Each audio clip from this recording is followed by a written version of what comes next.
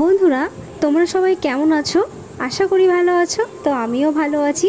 আজকে রেসিপিটা হচ্ছে চিকেন কষা।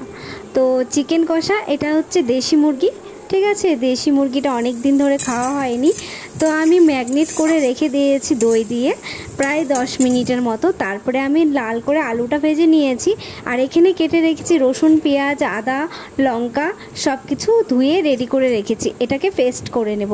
আর 3টে গোটা রসুন আমি দিয়ে দেবো। তো এখানে তেল বসিয়ে নিয়েছি আমি, তেলটা গরম হয়ে গেছে অলরেডি। তারপরে আমি সোমবারা দিয়ে দেবো 2টো এলাচ, দারচিনি, সাদা জিরে, তেজপাতা, শুকনো লঙ্কা 2টো। তো সোমবারা দেওয়ার পরে এটাকে ভালো করে ভেজে নিব, কারণ যখন একটা সুগন্ধ আসবে তারপরে আমি এটাকে মধ্যে পেঁয়াজটা দিয়ে দিব। তো এটা হয়ে গেছে, ভালো করে নাড়াচাড়া এখন করে নেব আমি। ভালো করে নেড়ে চেড়ে যখন একটা ফ্লেভার বেরোবে, গন্ধ বেরোবে, তারপরে আমি পেঁয়াজটা রসুনটা দিয়ে দেবো। তো এখানে আমি রসুনটা লাল করে ভেজে নিচ্ছি, হালকা লাল করে ভাজবে, নাহলে আবার পুড়ে যাবে। তারপরে এখানে আমি দিয়ে দেবো পেঁয়াজটা। তো ঝুরি করে কাটা পেঁয়াজটা আমি দিয়ে দেবো। তো পেঁয়াজটা ভালো করে লাল করে ভেজে নিতে হবে। আর ওইদিকে তো আমি ম্যাগনেট করে রেখেছি দই দিয়ে, শুধু দই দিয়ে আমি মাংসটাকে ম্যাগনেট করে রেখেছি, তারপরে যাতে গ্রেভি হয়, জিনিসটা খেতে ভালো লাগে। তো চলো ভিডিওটা সম্পূর্ণ দেখতে থাকো। আর আমার চিকেন রেসিপিটা কেমন লাগলো অবশ্যই আমাকে জানিও। তো দেখো আমার লাল করে ভাজা হয়ে গেছে পেঁয়াজ রসুনটা। এরপরে আমি দিয়ে দেবো মাংসটা। তো এরকম করেই লাল করে ভেজে নেবে, না হলে বেশি করে ভাজলে আবার পুড়ে যাবে। তো আমি মাংসটা এখানে দিয়ে দিচ্ছি। দিয়ে দেওয়ার পরে এখানে আমি দিয়ে দেবো মশলাগুলো এখানে দিয়ে দেবো সব। টমেটোটা একটা গোটা টমেটো আমি কেটে নিয়েছি, গোটা টমেটোটা আমি দেবো।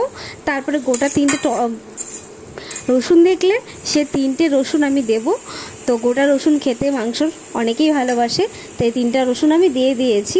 রসুনটাকে কোনোদিনও আগে ভেজে নেবে না, তাহলে সেদ্ধ হয় না। তো আমি এখানে টমেটো আর রসুনটা দিয়ে দিলাম, আর লাল করে ভেজে রাখা আলুটা আমি দিয়ে দিলাম। তারপর এখানে দিয়ে দেবো আমি সব কিছু মশলা পেস্ট। এখানে আদা, রসুন, লঙ্কা, 2টো কাঁচা লঙ্কা এমনি গোটা দিয়েছি যাতে দেখতে ভালো লাগে। তারপরে আমি অল্প একটু রসুন, আদা, কাঁচা লঙ্কা আর হচ্ছে সাদা জিরে আমি পেস্ট করে এটা মশলা বানিয়ে আমি দিয়ে দিয়েছি। তারপরে এখন ভালো করে কষিয়ে নিলাম। দেখো কষানোর পরে কতটা জল বেরোলো। তারপরে এটাকে আরও 2বার আমি ভালো করে কষিয়ে নিই। তো চলো ভিডিওটা দেখতে থাকো তোমরা, আশা করি ভালো লাগবে। আর অবশ্যই আমাকে কমেন্ট করে জানাবে যে কীরকম লাগলো। তোমরা এইভাবে চিকেন রেসিপিটা করো বাড়িতে নাকি অন্যরকমভাবে করো, অবশ্যই আমাকে কিন্তু কমেন্ট করে জানিয়ে। তো চলো আমি ঢেকে নেওয়ার পর আমার কষানো রেডি হয়ে গেছে। আমি এখানে ঝোল দিয়ে দিয়েছি, আর এটা গামাখা হবে, কারণ ঠান্ডা হয়ে যাওয়ার পরে একটু ঘেটে যাবে জিনিসটা। তারপর আমি এখানে দিয়ে দিয়েছি ধনেপাতা কুচি। নামানোর আগে ধনেপাতা কুচি দিয়ে দিয়েছি আমি, কারণ গরম মশলাটা দিই না, কারণ গরম মশলাটা খেতে ভালোবাসে না। তো চলো এখানে ভিডিওটা শেষ করলাম। নতুন নেক্সট ভিডিও নিয়ে আসবো। কেমন লাগলো কমেন্ট